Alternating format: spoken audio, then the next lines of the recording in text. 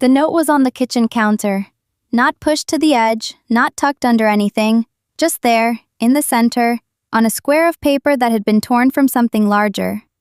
The kitchen light was on because I always left it on when I came back after dark, and the light was very bright, and the note was very small, and I stood there for what felt like a long time, reading it.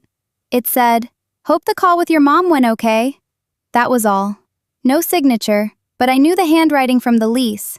The same slightly cramped lowercase, the same way the G's closed into themselves. Martin's handwriting. The call with my mom. My mother has been dead for 3 years.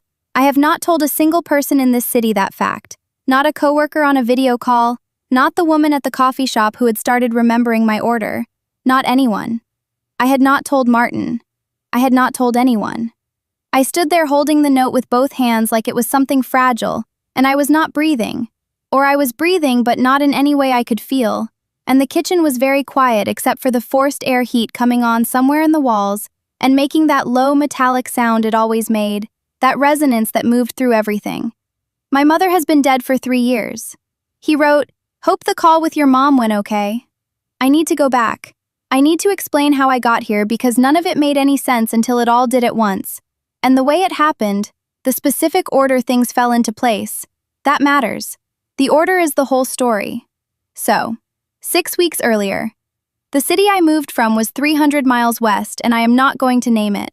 I'd been there for 6 years, long enough to learn the street grid without thinking, long enough to have a dry cleaner who knew my name, long enough to have built a whole life around a person I was no longer with. 4 years. His name doesn't matter either. What matters is that I ended it in late August, and by mid-September, I understood that staying in that city while we had the same friends and the same coffee shop and the same weekend farmers market was going to cost me something I couldn't afford to spend. So I left.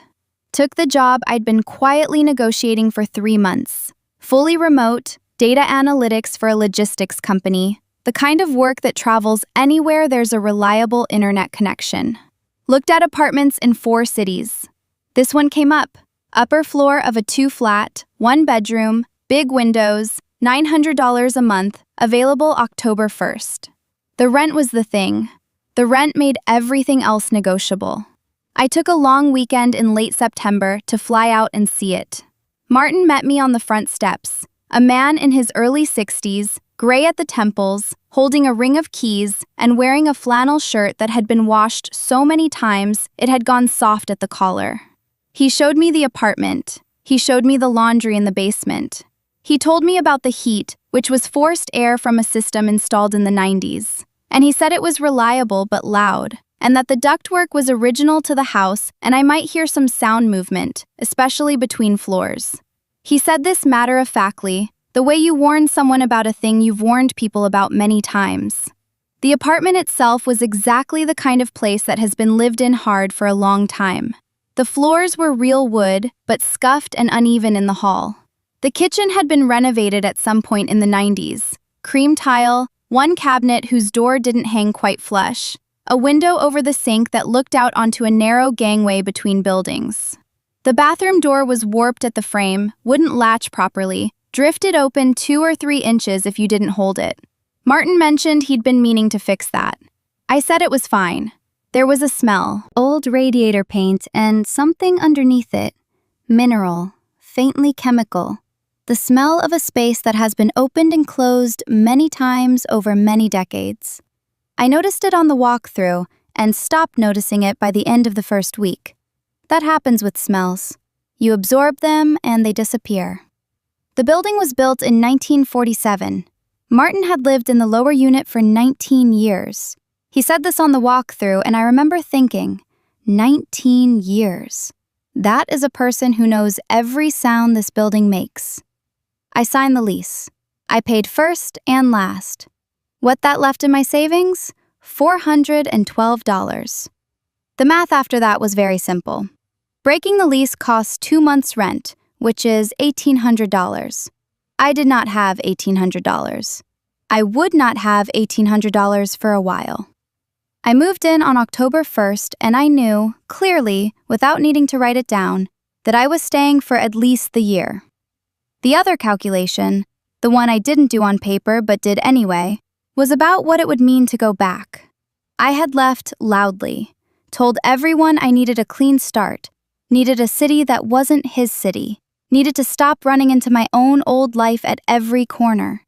Everyone had watched me go. Some people had expressed admiration, which is the most pressure any decision can be placed under.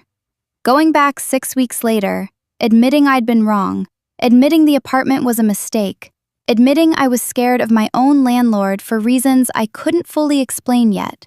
That was a cost I'd already run the numbers on. It was too high. I needed this to work. I needed to not have been wrong. So that was where I was. That was the math. The first 3 weeks were actually fine. I mean that. I got into a routine with the speed that only happens when you're new to a place and a little bit desperate to feel normal. Coffee shop 3 blocks east, corner table, 7:30 on weekday mornings before the workday started. Laptop open, earbuds in. The Wi-Fi there was reliable, and I learned pretty fast that if I got there before 8, the place smelled like bread from the bakery next door, and after 8, it smelled like 50 people's coffee, and I had a preference. The grocery store was 4 blocks the other direction. I found the bus that went downtown. I learned the garbage pickup was Thursdays. I talked to my sister every few days. I talked to my 2 close friends, Devora in the city I'd left, Priya, who had been in Boston for the last year, less often but regularly. These were the people who knew everything, and I did not want to import all of it into whatever I was trying to build here. So the conversations were warm and present and not very deep. That was intentional. That was me trying. The work was good. Data analytics is a job I find genuinely absorbing in a way that feels almost embarrassing to admit. I like finding the thing that doesn't fit the expected distribution. I like the moment a pattern becomes visible. My job is basically asking large numbers of data points whether they have a secret, which sounds ridiculous when I say it that way, but is more or less what it is. I was good at it before the move. I stayed good at it. That continuity helped. I was starting, slowly, to feel like a person who lived here, rather than a person who had temporarily installed herself somewhere unfamiliar. And then, on day 8, Martin knocked. It was a Tuesday evening, around 6.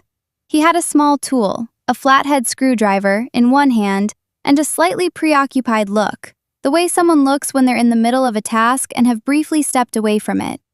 He said he wanted to check in, make sure the heat had been running consistently. He said there was sometimes an airflow issue in the upper unit when the temperature dropped below freezing. I said the heat had been fine. He nodded and wrote something in a small notebook. He always had this notebook, I would notice later. Small and brown, in the left front pocket of whatever he was wearing. Then he said, "You seem to be settling in well." I remember registering that and then immediately filing it. The filing was very smooth. The reasoning was, he shares the building, he hears me moving around, the lights are on at normal hours, I'm not playing music at midnight or running the water at 3 a.m. Quiet tenant. Settling in. Normal observation for someone who lives directly below. And then he said goodnight and went back downstairs. That was the whole conversation. 4 minutes maybe. Nothing happened. Except I had filed something. That's what I kept doing. Filing things. I had a very organized mental filing system for reasons not to worry. It was a good system. The problem was what I was filing. A few days later, day 11, I know it was 11 because I remember checking the date for something work-related. I woke up and came into the kitchen, and the glass I'd left on the counter the night before had moved. I had filled it before bed. Left it on the right side of the counter, close to the sink, the way I always did. It was now on the left side, 2 inches further from the sink, 2 inches closer to the stove. Not knocked over, not empty, just not where I'd left it. I stood there for a moment. I picked it up and drank it. I thought, I must have moved it and forgotten. That's the thing about unconscious habits. They don't report to the part of your brain that keeps records. I moved it, and I didn't remember moving it. Simple. Fine. Filed. The days passed. The building made its sounds. The heat came on around 11 every night, and made that low metallic resonance through the walls. I started timing it, the way you do with things you can't control, and it became familiar, became part of the texture of the apartment. The ductwork was old and porous, and I could hear, if I stood still in the hallway, the faint rhythm of Martin's television from below. Not words, just the cadence of voices and the color of it. Different shows have different sound profiles, I learned. He watched the news at 7 and something quieter in the evenings. I thought once, I can hear him. I did not think, he can hear me. I don't know why I didn't think that. I have turned it over many times since, trying to understand the gap, and the closest I can get is that I understood the sound as information flowing from him to me, as a feature of the building I was receiving, rather than a channel that ran in both directions. The building was porous in the way old buildings are. I registered it as a condition, not as a relationship. I moved my calls to the bedroom around week 3, mostly because I was having a long video call with Devora, and I'd started to feel vaguely exposed standing in the living room. Nothing had happened. It was just a feeling, mild and vague, that the windows were too present or the room was too open. I moved to the bedroom. I closed the door. I felt better for about 2 days. Then I realized I didn't actually feel better. I'd just moved. Day 22. Martin stopped me in the entryway on a Thursday morning. He said a neighbor down the street sometimes had car trouble, and occasionally the car ended up blocking our driveway, and if that ever happened, I should let him know and he'd deal with it. I thanked him. I said I didn't have a car, actually. He said, right, of course. And then, how's work going? You've seemed a bit preoccupied lately.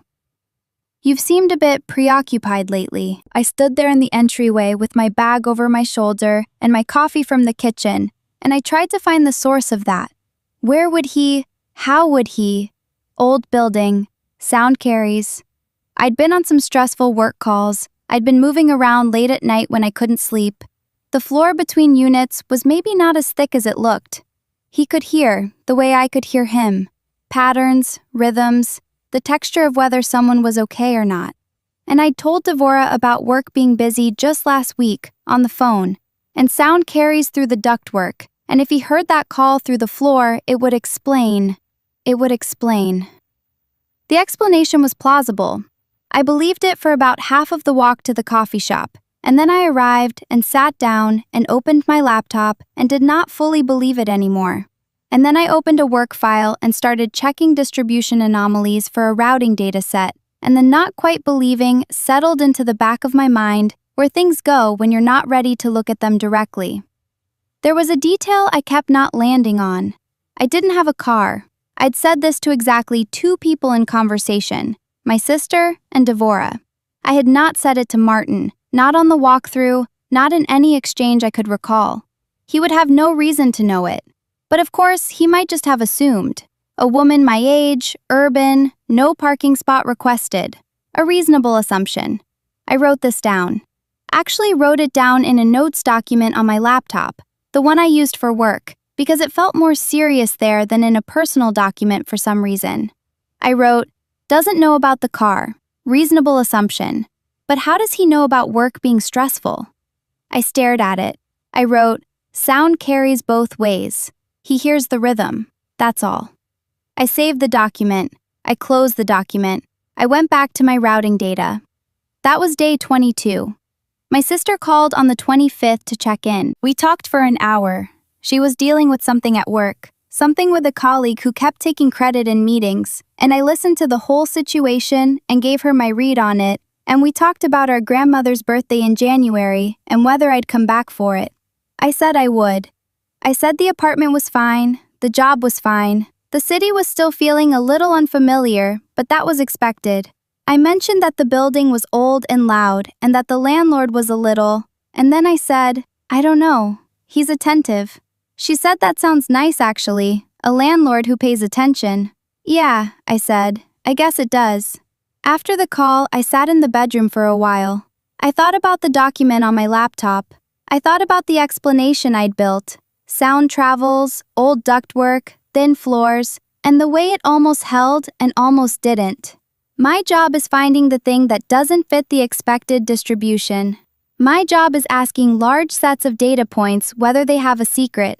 And there was a small data set here, 4, maybe 5 data points, each explainable on its own. And the question I kept not asking was whether they had a secret. I opened the notes document. I added, the car. He knows about work stress. He knew I was settling in on day 8. What is the data point density for a man who simply lives below you and hears noise through the floor? I stared at that sentence for a while. The density was wrong. It was higher than it should be. Not dramatically, not in a way I could point to and say, here, but the distribution was off. Each point had an explanation. The set had a shape. Then I closed the document again because I'd been staring at it for 20 minutes, and I was supposed to be finishing a report by end of day, and the alternative to being a data analyst about my own landlord was to do my actual job. 3 days later was day 28, and I left a glass of water on the counter again. I know I shouldn't have. I'd told myself I wouldn't, but it was late, and I was tired, and I filled the glass and set it by the sink, back on the right side, close to the edge the way I always did, and I went to bed. In the morning it was on the left side again, not knocked over, not empty. 2 inches closer to the stove. I stood at the kitchen counter for a long time. This time I did not drink the water. Okay, stop. Think. The floor was slightly uneven. I'd noticed this in week 1, the way standing water pooled slightly toward the center of the bathroom. The kitchen floor might have the same grade toward the left side, which would mean a glass set on a slick surface might drift over time. That was a physical explanation. That was testable. I got a level from the hall closet, the small one I'd bought for hanging pictures I hadn't hung yet, and I put it on the kitchen counter. The bubble floated slightly right. The counter graded toward the right side, not the left. Moving the glass to the left, toward the stove, would be moving it uphill. The glass had moved uphill, on its own. I put the level back. I poured the water out. I put the glass in the cabinet. I am a person who works with data. I am not a person who believes things move on their own on a slight uphill grade. I understood that the list of explanations was getting shorter, and I did not let myself look directly at what that meant. I tried once more, tried to say it out loud. I called Devora that night, caught her between things, said I had something maybe weird to talk about. She said go ahead. And I started. The landlord seems to know things about my schedule, things about work, things I didn't tell him.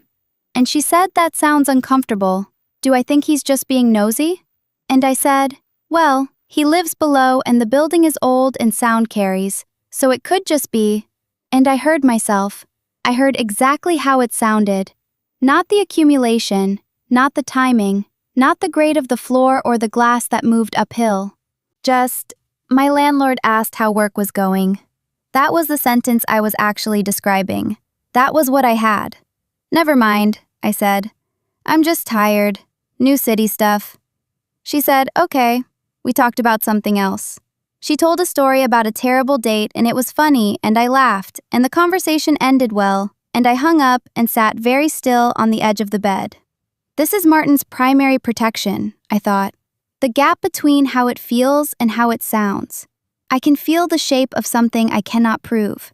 And that gap, that specific, precise gap, is exactly what protects him. From me, from anyone I might tell, from any conversation I might try to have. He exists in that gap. He has been existing there very comfortably. I did not sleep well. Day 31. I came home late, after 9, which I didn't do often. I'd had a long work call that ran over and then I'd gone to the grocery store after, later than I usually would, and I was tired and carrying 2 bags, and I unlocked the front door and came upstairs and unlocked my door and put the bags down and turned on the kitchen light. The note was on the counter. Hope the call with your mom went okay. Martin's handwriting, torn from something larger. Centered on the counter, not placed hurriedly, not slipped under the door. On the counter, in my kitchen, which I had locked when I left. My mother has been dead for 3 years. I don't talk about it. I talk about her, sometimes, but I don't lead with her death. I don't mention it to new people. I haven't mentioned it to anyone in this city. I have not mentioned it to Martin. I had not mentioned it on any phone call I could recall making in this apartment in the past month. Except I had. I had mentioned it. Not to Martin, to my sister, 5, maybe 6 days ago. She'd called on a Wednesday evening, and we'd talked about January and the trip back, and she'd said something about the holiday, and I'd said I still found it hard sometimes. The holidays. Since Mom. I said, since Mom. We'd talked around it the way we always did. Careful in the way you get careful around a shape that doesn't change. I'd taken that call in the kitchen. Standing at the counter, glass of water nearby, phone to my ear. In the kitchen. I put the note down on the counter very carefully. I looked at it. I looked at my kitchen. I thought about Martin in the apartment below, and the ductwork that ran between us, and the porous old building that carried sound both ways, and the way I'd noticed I could hear his television and had genuinely not, considered the inversion of that. He heard me. He heard me say, since Mom. He heard enough to understand that my mother was gone, and he had written it down in his little brown notebook most likely, and he had waited for an opportunity, and he had written me a note about a phone call he was not supposed to know happened. He had a key to the apartment. Landlords have keys. He had been in my kitchen. I stood there for a long time. The forced air heat came on and made its metallic sound through the walls, and I didn't move. I thought about my mother. Not about the note. About her. What she would have sounded like on the phone with me. Whether she would have worried about me in this apartment or told me I was being dramatic, or both at once, the way she used to do both at once. I thought about the particular thing it costs to talk about someone who is gone. How you don't do it casually. You choose when you do it and with whom. And I had chosen my sister in my own kitchen, and someone else had been there. Then I thought about the note, the specific intention behind it. He had heard something private and he had used it. Not to threaten. To, what? To show me he was paying attention? To offer comfort he had no business offering. To make a small human connection through a medium that required him to violate everything that stands between people? I want to tell you I went to sleep. I didn't go to sleep. I sat on the kitchen floor with my back against the cabinet for a while. I thought about the calculation. $1,800, $412 in savings, the math that didn't work, the bridge I'd burned going back.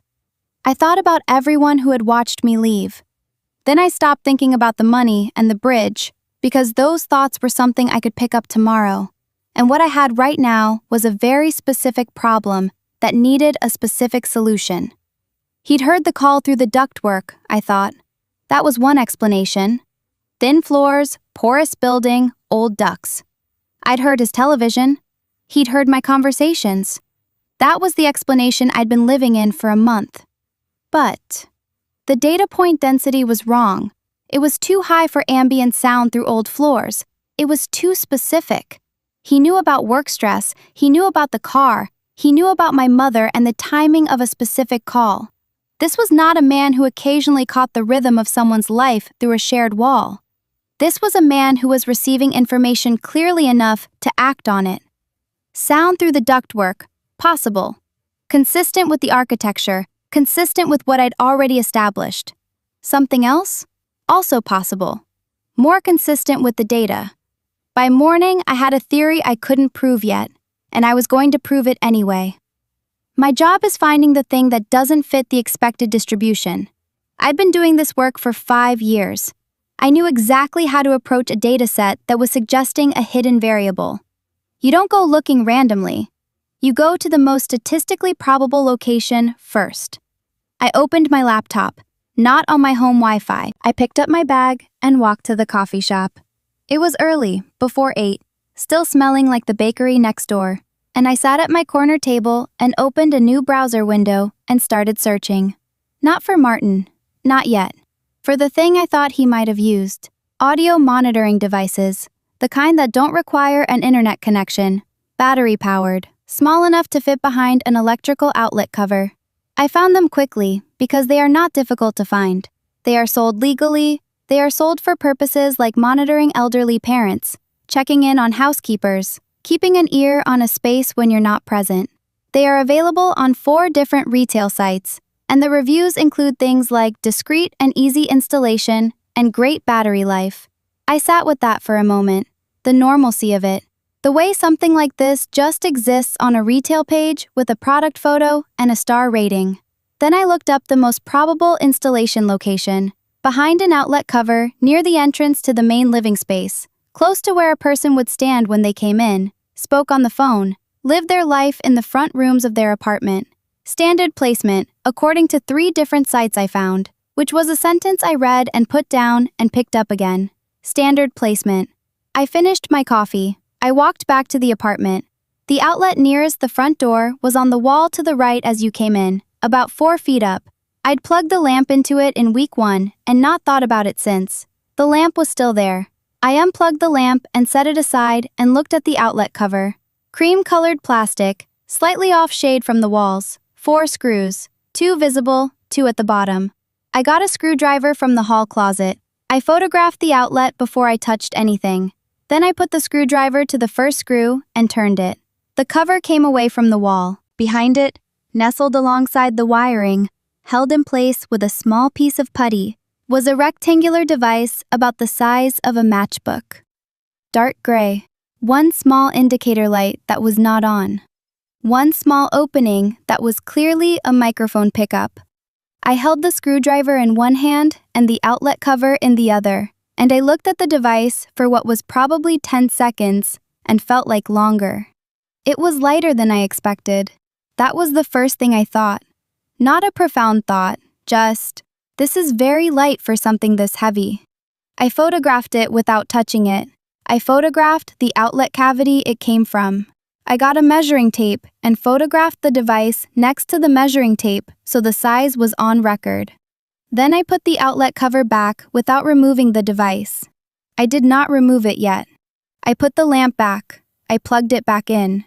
Then I stood in my hallway for a moment. He had installed this. He had come into my apartment before I moved in, or after. I didn't know when. He had a key. And he had put this behind my outlet cover, and he had been listening to everything. Every call. Every conversation with my sister, with Devora, with Priya. Every time I talked to myself when I was working out a problem, the way I do when I think no one's listening. Every time I cried, which I had done twice in this apartment. Once in week 2, when the exhaustion of the move landed, and once later, when something at work went sideways, and I was already running on empty, and it tipped into just sitting on the bathroom floor for a while. Both of those times I had been alone. Both of those times I had believed I was alone. He was there for both of them. I went to the basement that evening. Not for any purposeful reason. My laundry had been sitting in the dryer for 2 days and I needed to deal with it. The laundry room was in the basement off the back stairs.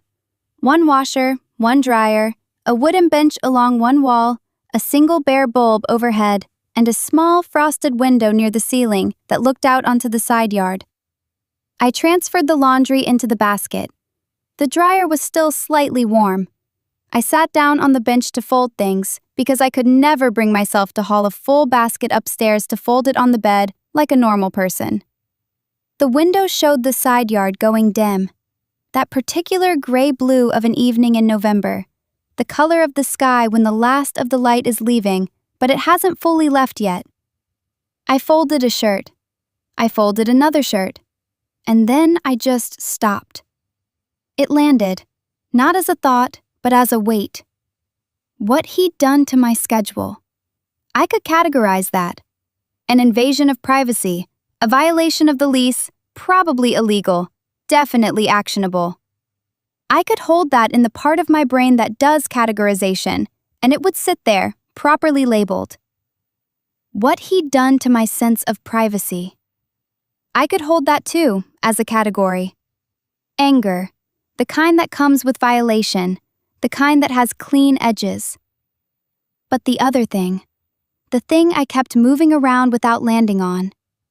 He had been there the night I cried for 40 minutes on the phone with Devora, in week 2, still in that strange, numb aftermath of the move, when everything is simultaneously too much to process and too exhausting to feel.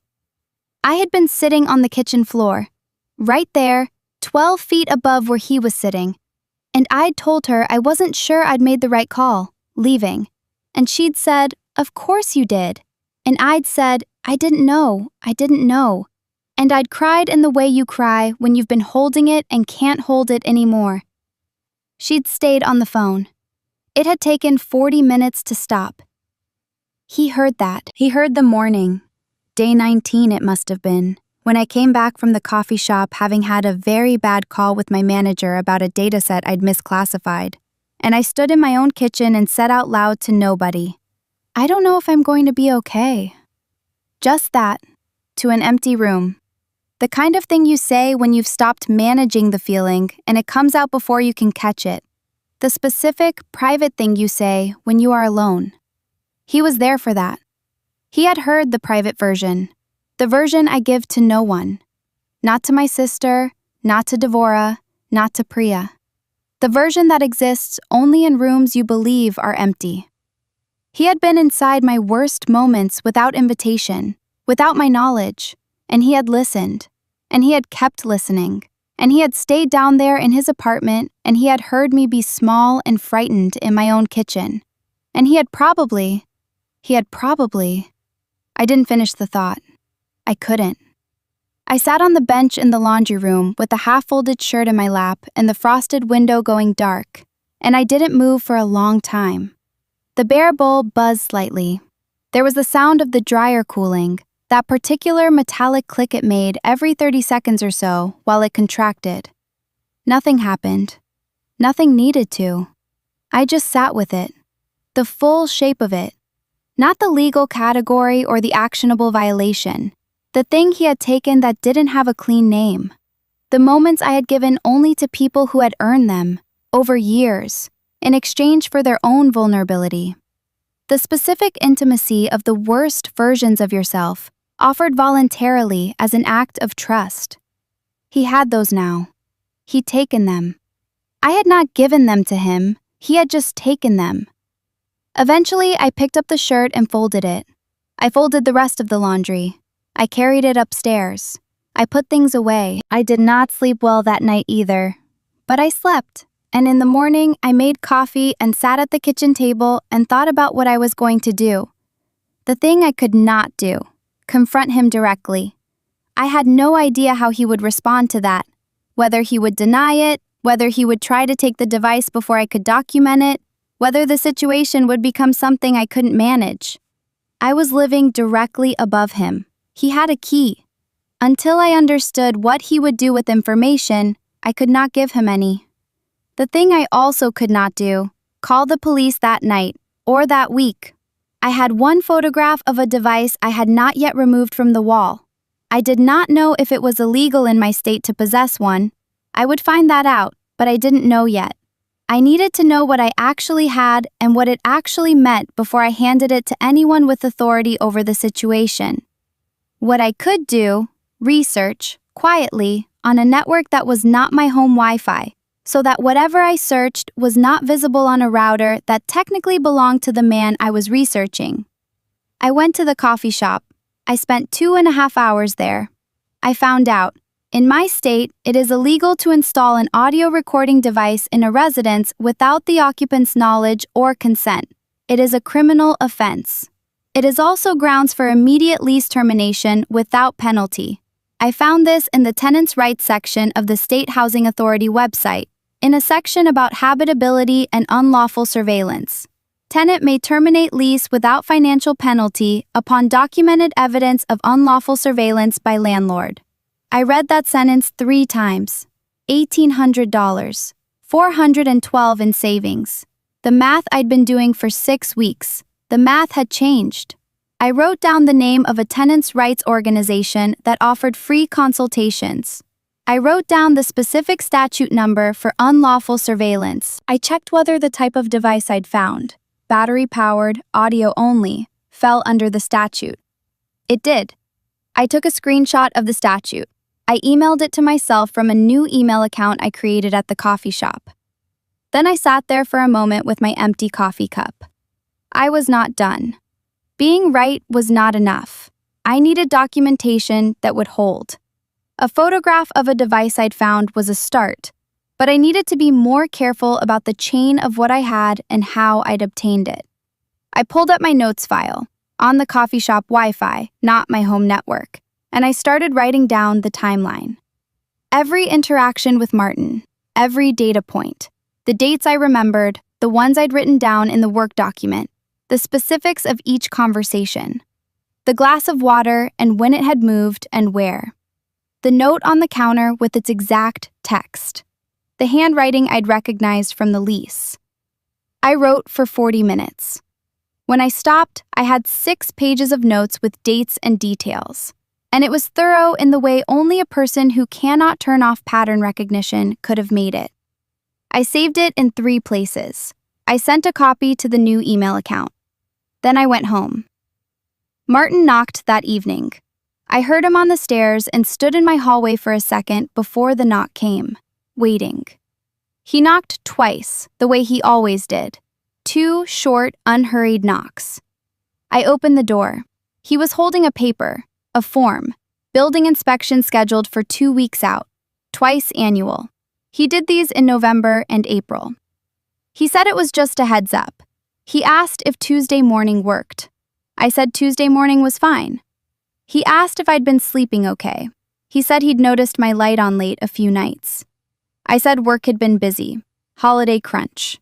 He nodded. He said, of course. He said goodnight and turned and went back down the stairs. I closed the door. I stood in my hallway, holding a building inspection notice on a half sheet of paper, and I thought about the device on the other side of the wall, 6 feet away, and about the fact that he had just stood in my doorway and looked at me, and I had looked back at him, and he did not know what I knew, and I did not let him see it. He'd asked if I'd been sleeping okay. He'd noticed my light on late. I put the notice on the counter. I went to bed. I lay in the dark and thought about the 4 appearances between me and the exit from this situation. Not Martin's appearances, the steps. Document, remove, report, leave. 4 clean steps, which is the kind of thing your brain produces at midnight when it needs the problem to be manageable. In the morning, I was going to do the first one properly. I spent 2 days not doing anything visible. I went to the coffee shop, I did my work, I talked to my sister on Thursday, a normal call, the regular kind, and this time I took it in the bedroom out of habit, but also out of something else, some reflex that understood the kitchen was no longer simply the kitchen. I didn't tell her anything. I was not ready to tell her anything yet. I needed to finish what I was doing first. On Friday morning, I went to the coffee shop early and sent a contact form to the tenants' rights organization and got an automatic reply saying someone would call me within 48 hours.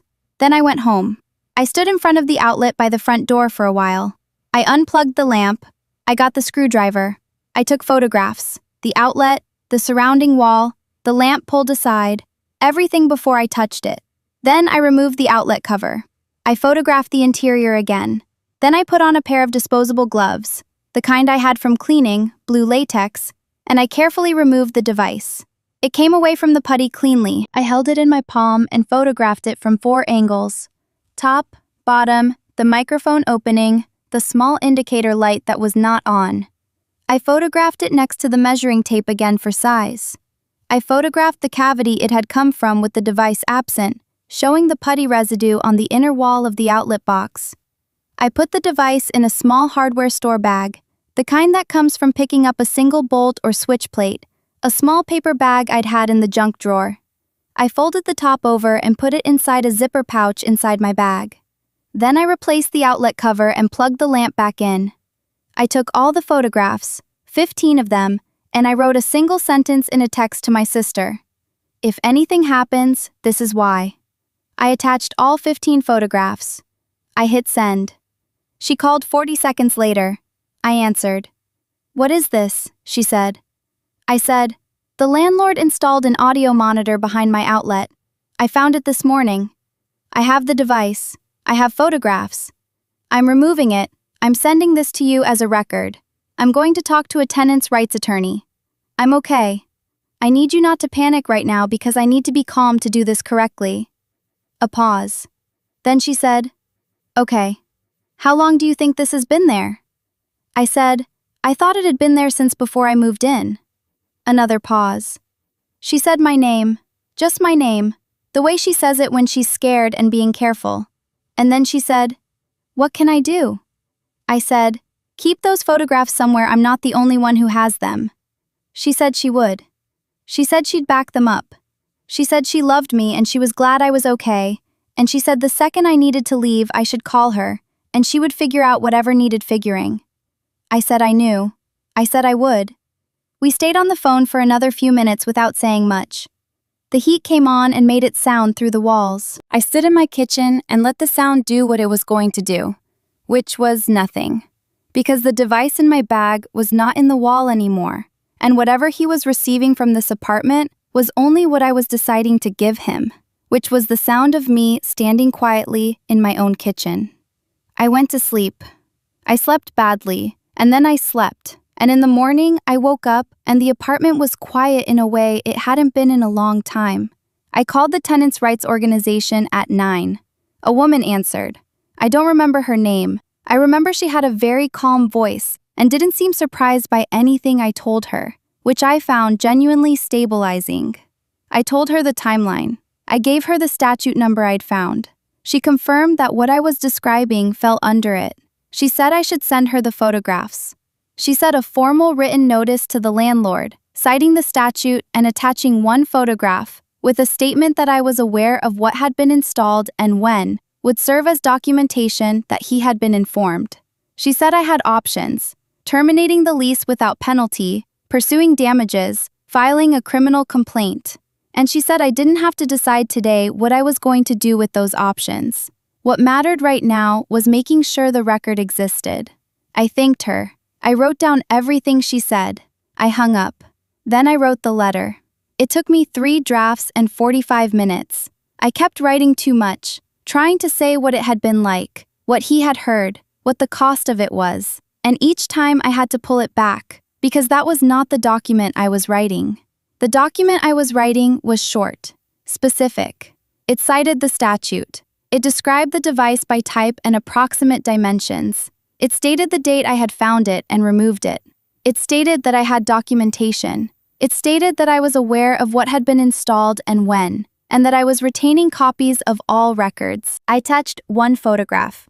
The device in my palm, clear and centered and in focus, nothing else in the frame. I did not ask him to respond. I did not ask him to leave. I did not tell him what I was going to do next.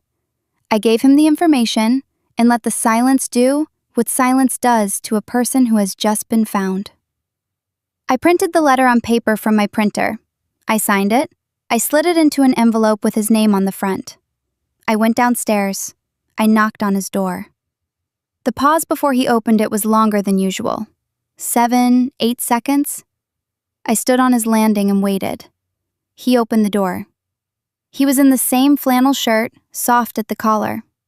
He looked at me with an expression I had not seen from him before. Something careful, very still.